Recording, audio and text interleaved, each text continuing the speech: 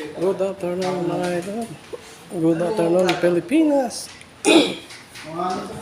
Ito at start kami sa briefing. At andito na yung taga-bureau pa para sa aming fire drill na gaganap. So andito na sila. Kaya mag-short briefing muna kami dito sa office. Karagdagan na update at dun sa kanilang briefing na gagawin para at least nalaman namin kung ano yung mga gagawin para sa fire drill.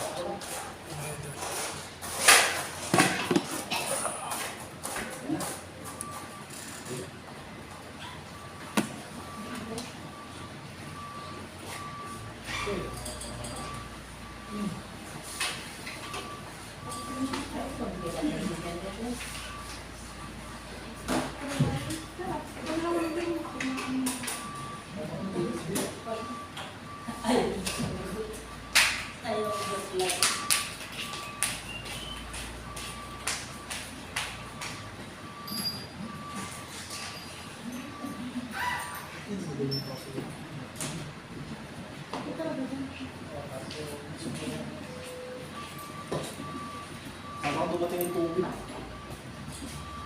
Okay na po? Okay na, sir. Okay po. Sir, start na tayo. Diba, so magandang hapon po sa ating lahat. Kinakabahan po kami, ang dami niyo po eh. Wala po kayo matutunan, sir. Nahihiya po kayo magturo, sobrang dami. Okay po na, so ako po nga pala si Fire Officer Juan Melanio po. Kasama ko po si Fire Officer Juan Deliosa po, no? From Calamba City Fire Station po. No? So this afternoon po, ang activity po natin ay fire evacuation drill po, tama? So bago po yung act 1, magkaroon po muna tayo ng short lecture po. Okay po. So tanong po, sino po dito yung first time aatin ng ganitong activity? Fire drill, fire evacuation. Si Sir? Si Sir? Or lahat? Hindi na kayo ako O baka yung iba sa previous company nila, nakatin na ng drill. Nakanood lang, sir, nung mga nagkaganon. Nakagamit ng fire extinguisher po. Pero hindi pa naka-actual. Actual. Sobrang Okay. dami kasi, sir, eh. Mhm. Panoorin na lang kung paano. Sige sir, ngayon, iilan lang naman kayo Lahat yata mga makaka-testing. Hindi yata makakaligtas, ha. Okay, no. So, yan. Tanong po, ba't po ba tayo nagkakonduct ng ganitong activity?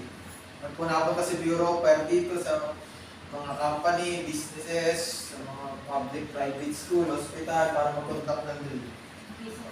In case of emergency, Yun, in case of emergency, alam po natin yung ating gagawin. po. No? Then bukod po doon, bukod para ma-prepare tayo sa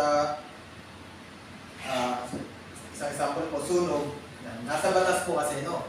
Kaya si Bureau of Fire, di ba po kami pwedeng pumunta na lang basta dito na, sir, magdidirit tayo Wala pong gano'n, no? So nasa Republic Act 9514 po, no? Na all businesses, establishment, private man o public, must conduct fire safety evacuation drill. No? Siyempre po, hindi po para sa company, para kanino po? Para po sa inyo po, sa mga trabahador po. No? Okay. So, meron pong mga malalaking sunog na nangyari. No? So, most yung iba po, sa ganitong setup, industrial setup. So, company. Okay po. So, first po, sino nagdi-disco po dito? Or ano ba tawag naman sa disco? Bar. No, yung disco pang 90s pa. Ano No? yun, sir? 90s na yun. Oo. 90s. Sino po nagbabar ngayon? Or nakaabot ng disco pa ang tawag? Meron dito. Yung ozone disco mga... Yes, sir. Balita lang. Sir, nakapasok Ozone na disco sir. mga... Sino po nakapasok na sa disco? O sa mga bar? Si sir. The rest po, wala na. Trabaho, bahay lang. Si ma'am. The rest po, wala na. Babait naman ng taga-gym. Okay, yung sinasabi ni sir, ozone disco fire. March 18, 1996. So ano po ba nangyari kay ozone disco? Sige, dahil medyo sir. Sir, ano po ba nabalitaan mo kay ozone disco? Maraming na-trap. Okay. At doon sa para exit, maraming na. Hindi sila nakalabas kagad dahil sa number 1 yung usok, suffocation. Tapos nagkaroon ng overcrowded. Ano yung tawag doon sa Stampede. stampede? Okay. Naratin silang lahat. Yun. Then dagdag ko rin po, yung Yeah, fire ma'am. exit nila, Yun. imbis na push. Pulse, Oo. papul. Okay. Oo, tama. Papunta na rin ako dun eh. Tama po si Bob. Yun yung pinaka-problem ni Oso Disco. Isipin niyo po Papasok ano, ka. yung simpleng exit, yan. Ganun ang design talaga ng exit yan. Ganyan, sir. Okay? Pasok. Diyan po, pag nasa loob, labas kayo, hindi nyo mabubuksan. Hindi na po. Okay. Pero pag nasa loob kayo, itutulak nyo palabas. Okay. Okay. Nangyari kay Oso Disco, bigyan tayo sample. Baliktad, sir. Pwede mo buksan, no? Pwede, sir. Okay, isipin nyo, ito yung pinto ng Ocean Disco. Si Ocean Disco po, ayan, tingin po sa akin. Ang pinto po niya, bago kayo makalabas, ihigitin nyo po. Okay? Hindi nyo siya may tutulak. Okay, isipin nyo lang, dito natutulak palabas. Okay. So ngayon, ilan po yun? 162 plus 95, no? Yes, sir. So, isa pa pong violation ni Ocean Disco, yun, sabi niya siya, overcrowded po, no? So, sa area ni Ocean Disco, dapat 80 to 100 lang ang kanyang customer. Pero ilan yun? Lampas plus, no? Lampas 200. Okay, so, overcrowded sila. Then, nagsimula po yung sunog kay DJ. Okay, kasi nandun yung bulto ng mga wire. Wire. Okay, so, syempre po, ano po bang mayroon sa loob ng disco? Alak. Ala, ano pa po? Lights. Lights. Okay. Lights. Ingay. Ingay. Okay. Sound system. Sound system. Okay.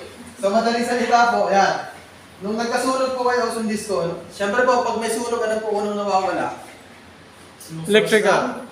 Ilaw. Kuryente, lalo na pag pinagbulan ng sunog ay electrical. Electrical. Okay, electrical ang pinagbulan, no? So, isipin niyo po, namatay yung ilaw. Sobrang dilim na po. Yung 162 tsaka yung 95, ako yung una. Okay? Bubuksan yung pinto.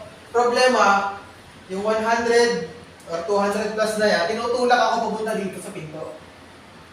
Maihigit ka to, hindi? Hindi na, tapos madilim pa. Okay, kasi tinutulak ako pupunta dito. Higitin ko man to, hindi ko na magawa kasi nagtutulakan na. Isipin nyo, simpleng exit na dapat ay patulak. Ang design niya ay pahigit. Ilan po yung namatay? 162. 162 po. Yan. Nasa 162. picture po, yan o. Papunta yun ng exit. Ano mo din? Ay, namatay din. Okay? So, isipin nyo po, gaano kasakit po yun, no? Nasusunog kayo ng buhay nyo. Yun. Si security, gusto niya buksan yung pinto. May pinto yan dito eh. Gusto niya buksan, problema, hindi siya makatulong. Bakit? Hindi rin niya maitulak yung pinto. Papasok. Kasi, 200 plus yung natutulakan. Okay po? No? So, kaya po during inspection ng Bureau of Fire, di ba may inspector po pumunta dito. Yan ang isang sa chinecheck po, no? Yung ating fire exit. Dapat po yan ay palabas or at least two-way. Mas maganda po. No? Pero design talaga niya palabas. Malinaw po? Yes, sir. Okay. Next. Yan. Sino po mahilig mag-hotel? Wala po. Talagang bahay lang, no? Okay. Siyempre, hotel naman, itsura na, parang bahay lang din po. May grills. Tanong, pwede po ba yan or hindi? Yung grills. Hindi, sir. Hindi? Ang grill, sir, lalo na in case of fire, isa yan sa mga nakaka-block. Okay. So, sa batas po, wala naman po. Hindi na wala naman nakasaad sa batas na bawal. Okay. Pero sa kay Bureau of Fire, no, ang suggestion po namin, at least po sana, kung may grills kayo sa bahay, dapat may area na nabubuksan. May exit pa din siya. Okay po. So, yan. Problem kasi yan pag nagkaroon ng sunog. Okay? Lalo na kung nagsimula ang sunog sa exit, sa pinto. Correct, sir. So, ang next option natin, kung wala lahat ng exit ay sunog na, bintana. Problema, pag may grills yung ating bintana, yan, medyo sagaban po yan, no? Okay po. So, ilan po yung namatay kay hotel? Ano? 162. 70. 75 pala. So, Sorry. exit na naman po yung problem na. Okay? Ano kayong problem na? Yung exit, no? So, base po sa kwento, no? Ito may-ari ng hotel mahilig sa sasakyan. So lahat ng stock na gulong niya, yung siguro pamalit o reserva or pamporma na gulong, Nandun na nandun sa exit. Yan, nakaharang din sa exit. Naka-block. Naka-block. So siguro yung mga tao, hindi nila nakita may exit doon kasi nahaharangan ng Gulong. gulong. Tayo kasi mga Pinoy, yung exit madalas ginagawa tambakan. Marami ako napapasok na company, may mga karton. Kasi yung area niya, bihirang daanan, bihirang magamit. Kaya doon sila nag-i-stock ng Gamit. mga gamit. Problema naman kung kailan mo gagamitin, kung kailan life and death situation na, saka mo naman hindi Magamit. magamit. Gaya kay Hotel Man of Fire, no? Correct, sir. Ito po, ano pa napansin nyo dito? Patay po yan, pero hindi naman siya sa loob, no? So, ano po ikinamatay nila? Suffocate yan, sir. Suffocation. Sa fire scene po, ang kadalasang cause of death, hindi po burn. Ano po? Suffocation. Suffocation. Bago ka nasunog, nawalan ka muna ng buhay kasi nawalan ka ng Hininga. hininga o ng hangin. Hangin. No, yun yung ikinamatay mo. Natumba ka, tapos unti-unti yung apoy lumapit.